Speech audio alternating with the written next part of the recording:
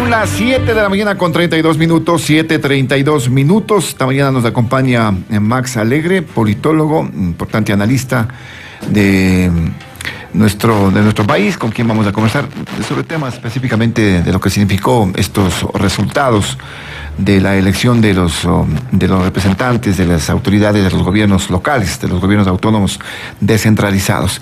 ¿Qué fue lo que se dio en el ámbito de la designación de concejales, por ejemplo?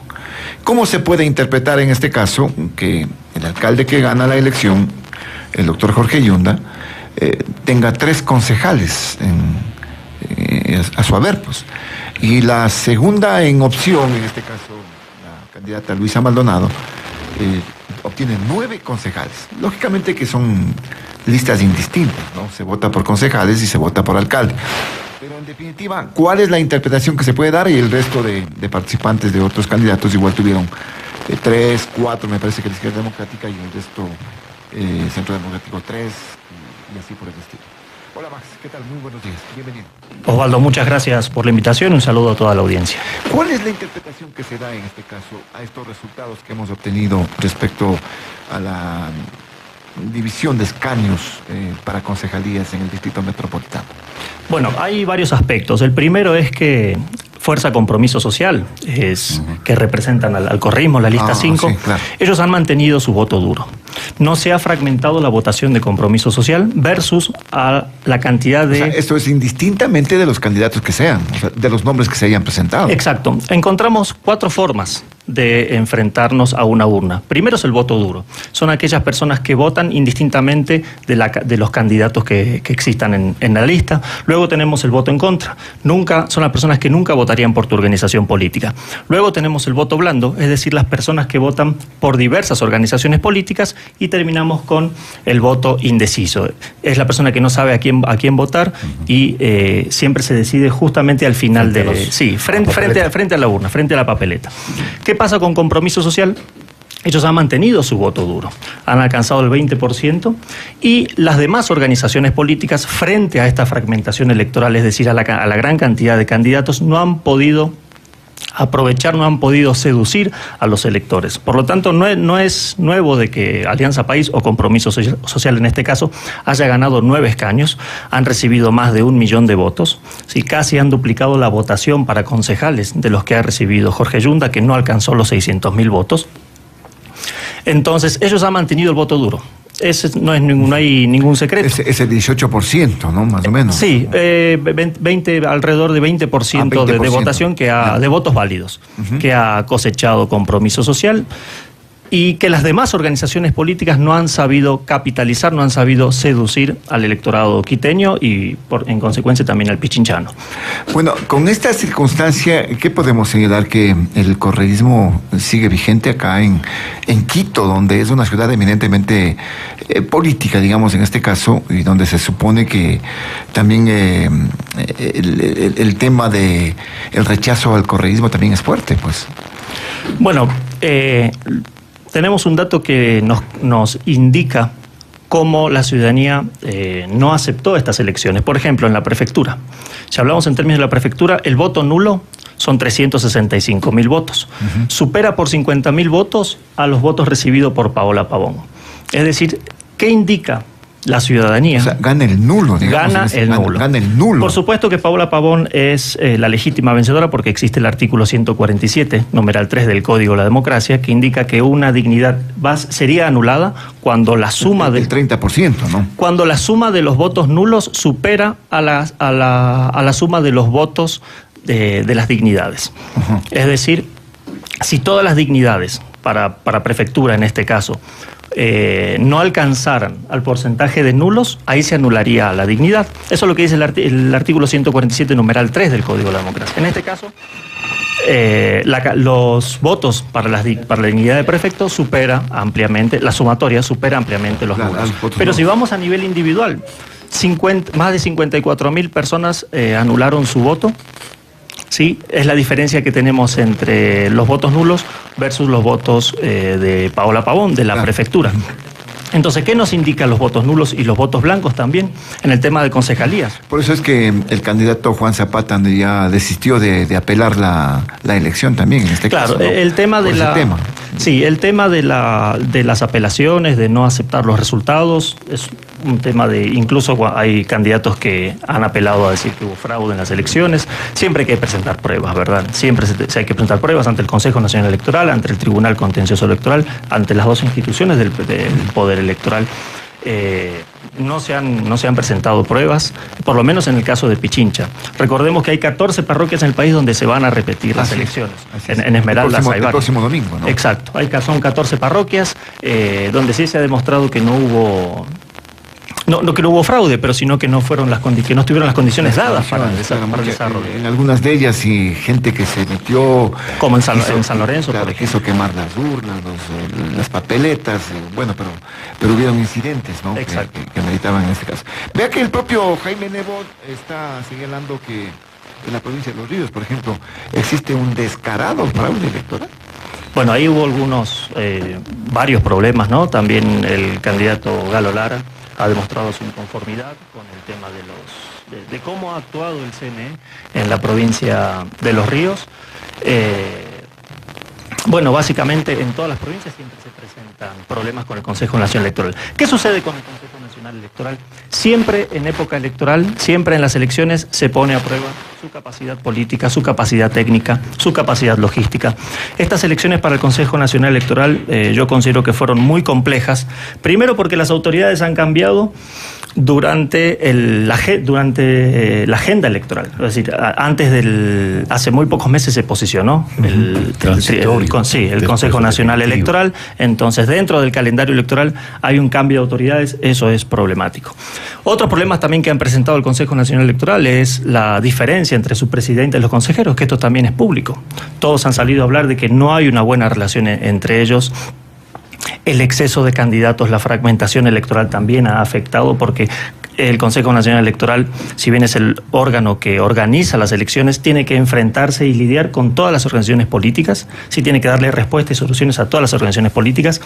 Otra afectación que ha recibido el Consejo Nacional Electoral es el tema de cómo enfrentar los resultados de la elección para el Consejo de Participación Ciudadana y Control Social, que hasta a horas de darse las elecciones, no sabían cómo contabilizar el voto nulo. Y así, bueno, hay otros problemas más que puede enfrentar el Consejo Nacional Electoral. Entonces, hoy en día es el órgano, dentro de las elecciones es la institución, ¿sí?, que tiene que enfrentar con toda la problemática que al momento continuamos, ¿no? Como lo que usted dice, el tema de Nebot que ataca las elecciones de Los Ríos, y seguramente otros a nivel local también nos vamos a enfrentar con que otros candidatos u otros líderes políticos ataquen al Consejo Nacional Electoral. Al final siempre está en la mira en la época de elecciones el Consejo Nacional Electoral. En cuanto a estos resultados obtenidos, podríamos hablar que este trabajo del voto duro lo dejó sentado el exmandatario con la consulta anterior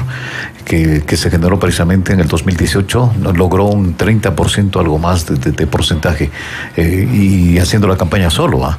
Sí, bueno, yo creo que no hay que polarizar tanto. Es decir, si alguien votó en contra a la consulta popular, no significa que haya sido correísta.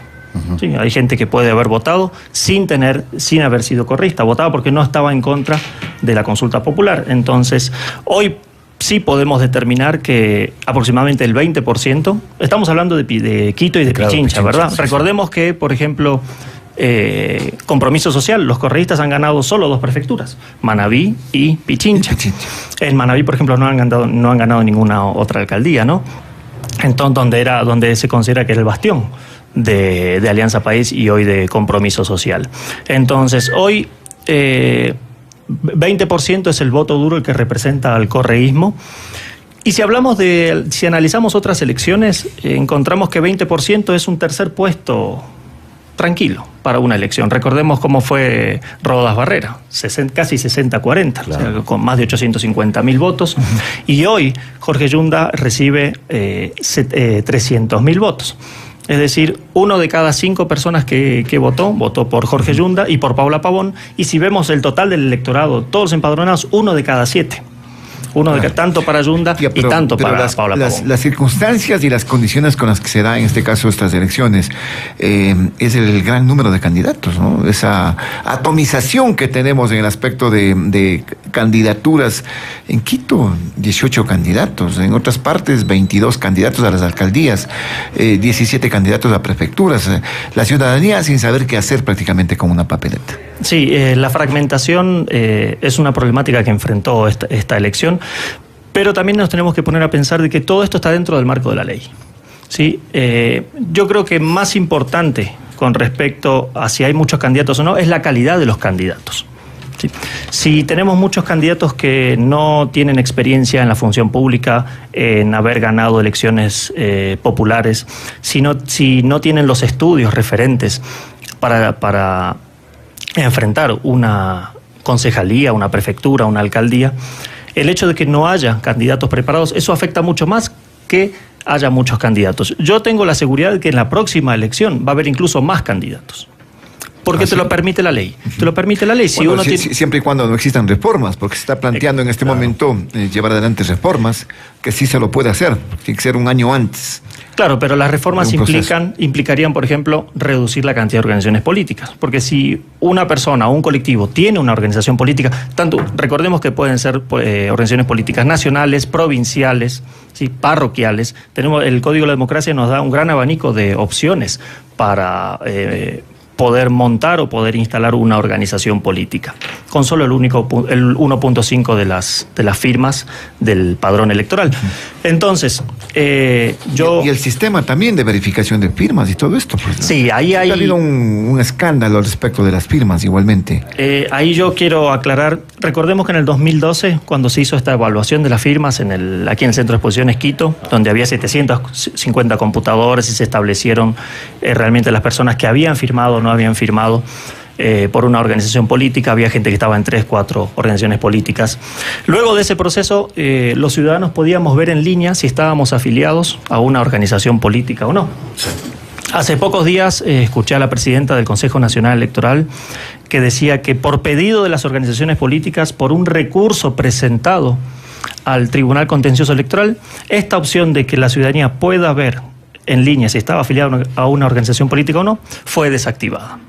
O sea, es decir, si esto, yo desconozco realmente si es verdad esto o no, pero si es verdad, el único aquí que pierde es el ciudadano, porque si nosotros queremos saber si estamos afiliados a una organización política, hay que acercarse al Consejo Nacional Electoral o a su delegación provincial y hacer todo un trámite engorroso, incluso con un abogado, como salió el otro día en una nota justamente en un canal de televisión. El ciudadano no está para eso. No tenemos tiempo para eso. No tenemos tiempo para ir al CNE y hacer ese trámite. Entonces usan nuestras firmas, usan nuestras cédulas y los ciudadanos no tenemos el conocimiento y no sabemos realmente si representamos a 2, 3 organizaciones políticas. Entonces el exceso de organización política también tiene que ser, más que una reforma, habría que revisar realmente cómo están los ciudadanos, en qué organizaciones políticas ellos están militando, si es que están militando voluntariamente o no. Ahora, ¿cómo se evidencia el espectro político en este caso de los partidos políticos básicamente y movimientos también respecto a estos últimos resultados y qué influencia podrían tener para las próximas elecciones? Que ya mismo, pues no, el próximo año ya estaremos ya moviéndose las frutas. Acordémonos que el 21 tendremos elecciones de presidenciales y también de asambleístas. Bueno, uno de los grandes perdedores de esta elección son, por ejemplo, en Pichincha y en Quito, son las organizaciones políticas provinciales. Es decir, para concejales no han obtenido ni siquiera el 4% de la elección y para la prefectura no han alcanzado, para prefectura y alcaldía no han alcanzado el 3%. Entonces las organizaciones políticas provinciales que no han ido en alianza, porque recordemos que hay algunas alianzas, como la Izquierda Democrática, creo, por ejemplo, que han ido con alianzas, las que no han ido en alianzas no han conseguido buenos resultados y eso es un debilitamiento para negociar políticamente para las próximas elecciones. También hay malas negociaciones, por ejemplo, este caso es digno de análisis. La Izquierda Democrática tuvo una alianza con Democracia Sí, la organización política con lista 20. Acá en Quito. Sí. Quito, ¿no? Y Vive. Sí. Vive, la organización provincial Vive. ¿Qué pasa con esta alianza? Además, Democracia Sí presenta sus propias candidaturas para concejalías. Es decir, un error estratégico cuando sabemos que hay tanta fragmentación electoral, tantas organizaciones políticas, tantos candidatos, firman una alianza, pactan una alianza, pero uno de sus aliados también presenta candidatos. Entonces, si las organizaciones políticas siguen cometiendo estos errores, van a perder pierden la oportunidad Ahora, de ganar. El tema de las alianzas también está para el análisis, ¿no? ¿Hasta qué punto, por ejemplo, partidos políticos como el Partido Social Cristiano, que aparece como la primera fuerza política del país en este momento, por el número de alcaldías y escaños y juntas parroquiales que habría alcanzado, ¿hasta qué punto se considera la primera fuerza si tomamos en cuenta el porcentaje que lo consiguió con alianzas?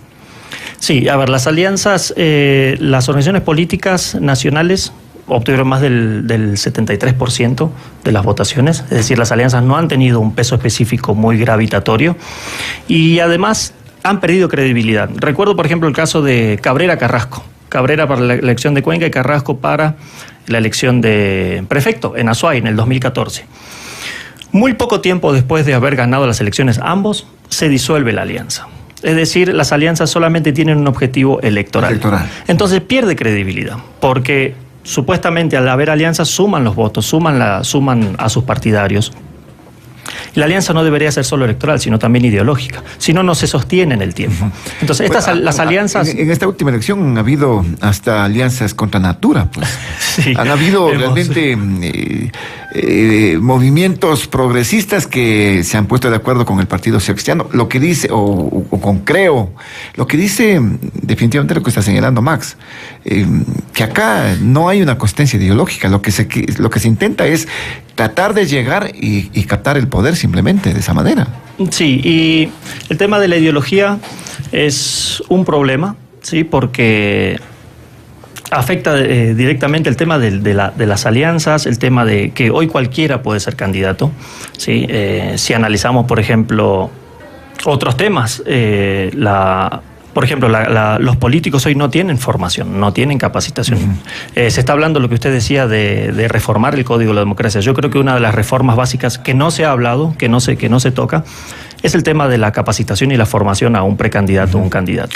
Sí, bueno, tenemos 2 años, ¿verdad? A pesar de que hay un instituto de formación política, a pesar de que los partidos políticos reciben recursos para formar sus cuadros. Exacto, ¿no? A través del Instituto de la Democracia. Claro, no se cumple, simplemente no se cumple con esto. Pero podríamos ir un poco más allá. ¿Por qué no podríamos exigir, la CENESID, por ejemplo, junto con el Consejo Nacional Electoral, por qué no podría exigir que haya una formación obligatoria, por lo menos de 1 año? Tenemos 2 años, ¿verdad? 2 años de brecha entre elección y elección. ¿Por qué no se podría idear una malla, ¿sí?, de capacitación, de formación a las personas que quieran ser candidatos? ¿Formación en qué? En administración pública, en compras públicas, en políticas públicas, cómo se desarrolla una política pública, en procesos de comunicación política, conocer la ley electoral. Muchos candidatos hoy dicen, hubo fraude. ¿Y en qué se basa el fraude?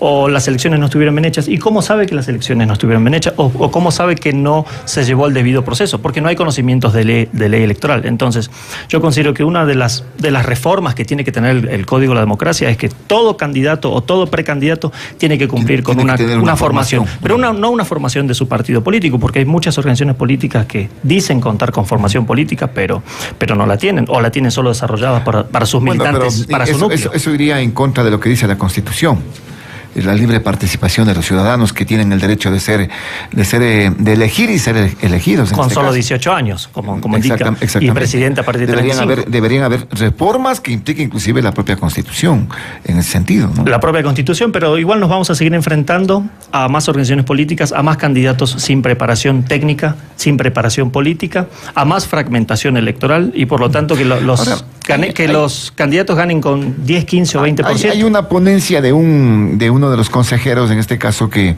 aquellos candidatos que no alcancen el 4% de la votación en su circunscripción deberán devolver los recursos que le entregue, en este caso, el Estado a través del Consejo Nacional Electoral.